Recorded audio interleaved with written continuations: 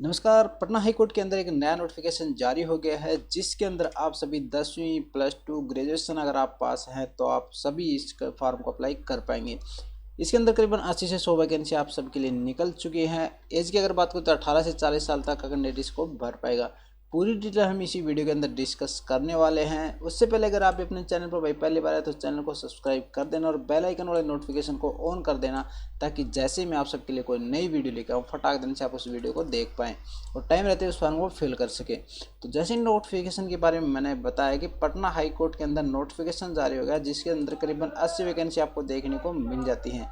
30 जून इसकी last date रखी गई और 22 में सैलरी की बात करूँ तो करीबन 45,000 रुपये से लेकर 1.25 लाख रुपये सैलरी आपको दी जाने वाली है। उसके साथ साथ माध्यम बता दो, ऑनलाइन के माध्यम से अप्लाई कर लेना है। फॉर्म बिल्कुल सरल तरीके से भरा जाएगा। कैसे भरना है वीडियो के आगे मैं आपको बता देता हूँ। इस नोटिफिकेशन का लिंक मैं डिस्क्रिप्शन में मेंशन कर दो, वहाँ जाके आप पूरी डिटेल आराम से चेक कर पाएंगे। अगर फिर भी कोई डाउट रह जाता तो कमेंट बॉक्स में कमेंट कर लेना। तो यहाँ पर आपको देखने को मिल जाएगी एज 18 साल से यहाँ पर आपको देख रहे हो कि 27 साल तक की वर्ष आप होनी चाहिए। उसके बाद यहाँ पर देखने जो SC ST OBC कैंडिडेटों को यहाँ पर छूट भी दी जाने वाली है। इस छूट की जिक्र हम करेंगे नोटिफिकेशन, उसके अंदर हम इसके एज का थोड़ा सा डिटेल में चेक करने वाले हैं। अगर आप भी 10वीं +2 पास हैं तो आप इस फॉर्म को अप्लाई कर पाएंगे। साथ में बता दो कि इसके अंदर जो फीस है वो करीबन जर्नल की जो फीस रखी है करीबन 1100 रुपये रखी गई है। EWS की फीस है वो सेम 1100 रुपये रखी गई है और यहाँ पर SC ST और PWD कैंडिडेट के करीबन 500 रुपये यहाँ पर फीस रखी गई है।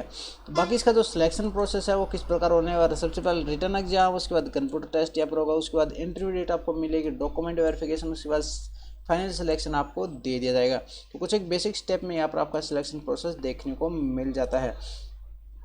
बाकी हम इसको बात कर लेते हैं कि आपको फॉर्म कैसे अप्लाई कर लेना है। तो दोनों चीज़ों का लिंक मैं डिस्क्रिप्शन में मेंशन कर दूँगा, वहाँ से जाके आप डायरेक्टली जिस भी चीज़ को चेक करना चाहे वो कर सकते हैं। फिलहाल मैं एक बार नोटिफिकेशन चेक कर लेता हूँ, क्योंकि हमें नहीं पता कि इसके अंदर डेट के कौन सी पोस्ट के अंदर कितनी डेट यहाँ पर रखी गई है। तो उससे पहले थोड़ी सी पोस्ट के हम देख लेते हैं। जो 80 पोस्ट है किस प्रकार की होने वाली है। जो रिजर्व कैटेगरी है, जो जनरल कैटेगरी करीबन 26 पोस्ट यहाँ पर होनी है और रिजर्व पोस्ट है करीबन फीमेल की 9 पोस्ट यहाँ पर देखने को मिल जाती है। ये ट्रांसलेटर की है, जो भाई हिंदी से इंग्लिश कर लेता है, इंग्लिश से हिंदी कर लेता है, उन सब के लिए। और जो नॉन ट्रांसलेटर है उसके लिए करीबन जनरल की 8 और वुमेन की करीबन 3 पोस्ट यहाँ पर आपको देखने को मिल जाती हैं। 8 ब्रोस के कैंडिडेट की सेम ये आपकी परफॉर्मा देख सकते हो आप, सेम इसी प्रकार का रहने वाला है। तो अगर आप भी SC OBC कास्ट से बिलोंग करते हो, अगर आपको ट्रांसलेट का फॉर्म भरना है तो ये कुछ एक इस प्रकार की वैकेंसी आपको देखने को मिलेगी। अगर आप चाहते हैं कि मैं नॉन ट्रांसलेट का फॉर्म भरना, मेरे को हिंदी इंग्लिश का इतना ज्ञान नहीं है, मेरे को लैंग्वेज कंपलसरी डिनोट करनी नहीं आती, तो आप अपने नॉन ट्रांसलेट के हिसाब से आप फॉर्म लगा सकते हैं। इसमें जो जर्नल और EWS के कैंडिडेट है उसमें करीबन 37 साल तक का एज का कैंडिडेट अप्लाई कर पाएगा। और जो EWS की फीमेल अगर फॉर्म भरते तो करीबन इसके अंदर 40 साल तक का फॉर्म अप्लाई कर पाएंगे। BC OBC कैंडिडेट है तो वो भी 40 साल तक अप्लाई कर पाएंगे। SC ST के है तो वो 42 साल तक अप्लाई कर पाएंगे। अगर फिजिकल हैंडीकैप या आर्मी से आप रिटायर्ड वगैरह हैं तो आपके पास अगर कोई एक्सपीरियंस वगैरह है तो आप 37 साल तक इस फॉर्म को अप्लाई कर पाएंगे। ठीक है, ये चीज़ें आप नोटिफिकेशन में ध्यान से देखकर ही फॉर्म अप्लाई कर लेना है आपको, क्योंकि एक चीज़ गलत होने के बाद आपका पूरा फॉर्म रिजेक्ट हो सकता है। बाकी बेसिक सी चीज़ें आपको नोटिफिकेशन में देखने को मिल जाएंगी, कैसे फ़ोटो अपलोड करनी है, क्या क्या यहाँ पर रहने वाला है। उसके एक छोटी सी चीज़ मैं आपको यहाँ पर बता दूँ, जो उसका एग्जाम सिटी होगा वो कुछ एक इस प्रकार होने वाला है। तो अपने हिसाब से देख कर भरना। तीनों डिस्ट्रिक्ट में से कोई सा भी डिस्ट्रिक्ट आप अपने हिसाब से फिल कर सकते हैं।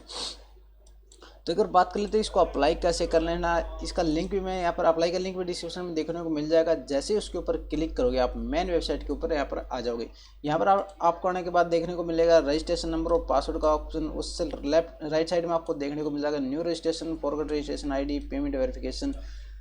अब काफ़ी फार्मों में देखते हैं भाई कमेंट आते हैं कि भाई मेरी पेमेंट सक्सेसफुल हो गई, मेरी पेमेंट फेल्ड हो गई, लेकिन उसका अभी तक मेरा को रजिस्ट्रेशन नंबर में नहीं मिला, क्या नहीं मिला। तो इस डिपार्टमेंट ने क्या किया कि उसका पहले ही एक अल्टरनेट पोर्टल यहाँ पर प्रोवाइड करवा दिया आपको, कि जैसे आपकी पेमेंट कट जाती है हर पोर्टल पर वेरीफाई नहीं हो पाती, तो इस लिंक का आप प्रयोग कर सकते हैं।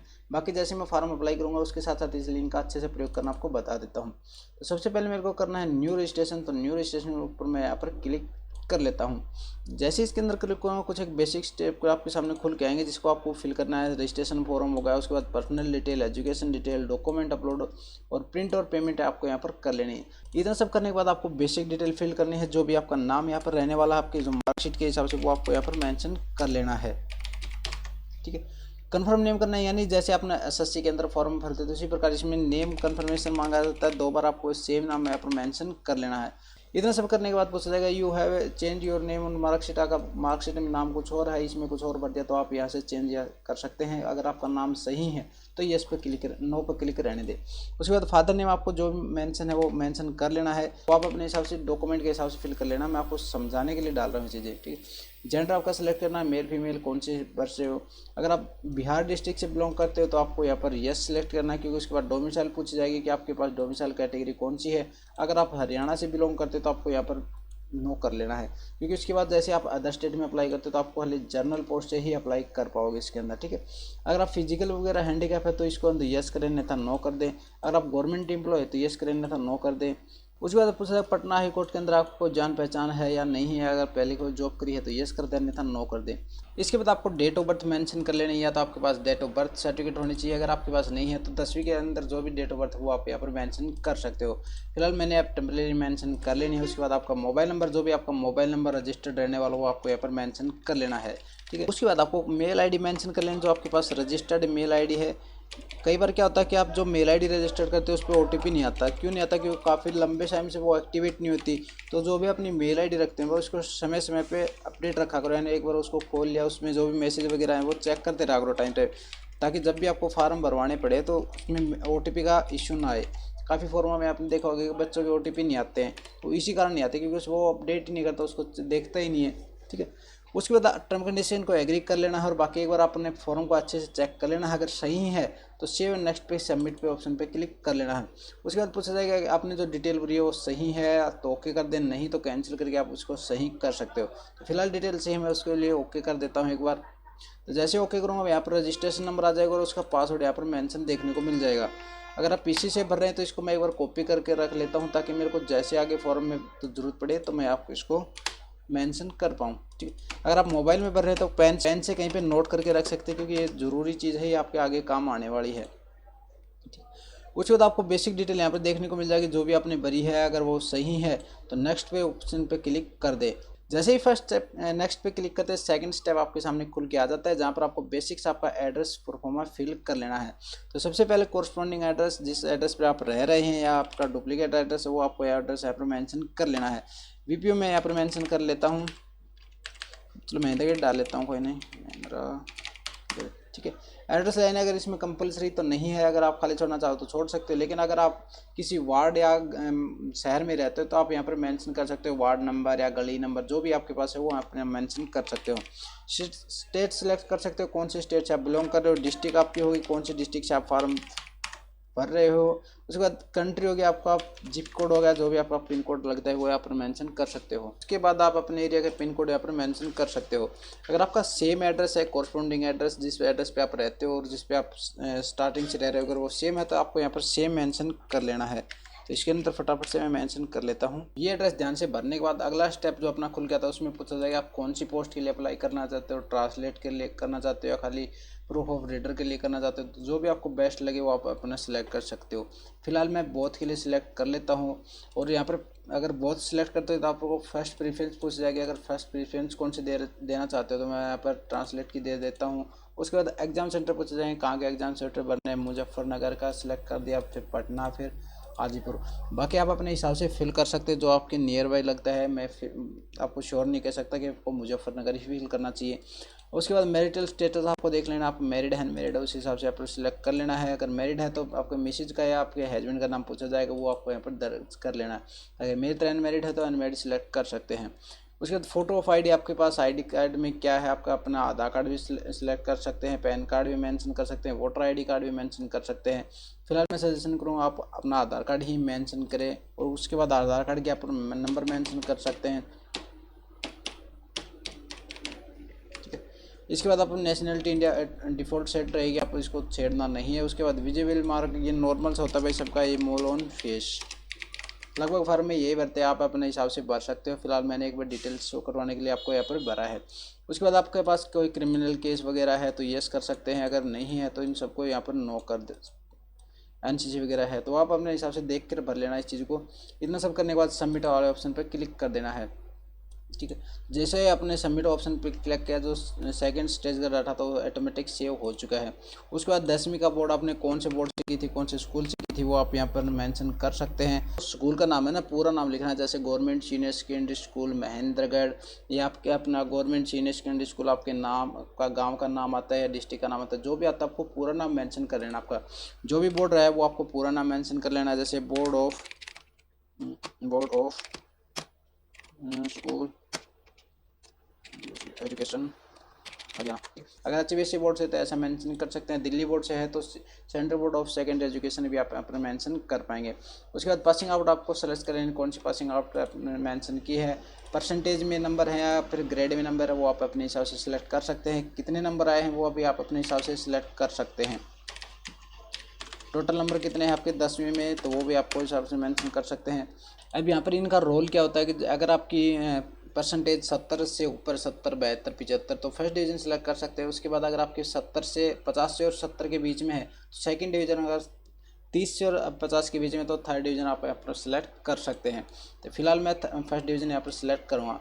उसके बाद +2 है, यहाँ पर कौन से आर्ट से आपने कर रखे हैं, साइंस से कर रखे हैं या आर्ट से कर रखे हैं, वो आप अपने हिसाब से सिलेक्ट कर सकते हैं। तो आप यहाँ पर मेंशन कर सकते हैं कौन सा बोर्ड से किया है, बोर्ड ऑफ, गलत हो गया, एजुकेशन TION हरियाणा। उसके बाद पासिंग ईयर, आपने जो भी पासिंग ईयर है वो आपने पासिंग ईयर सेलेक्ट कर सकते हैं। सॉरी, इसमें 2017। परसेंटेज कितने नंबर आपके, कितने में से कितने नंबर आए, तो वो भी आप मेंशन कर सकते हैं। टोटल 500। उसके बाद डिवीज़न सेलेक्ट करें, जैसे कि मैंने बताया, अगर 70 से ऊपर तो फर्स्ट सेकंड वो आप अपने हिसाब से मेंशन कर सकते हैं।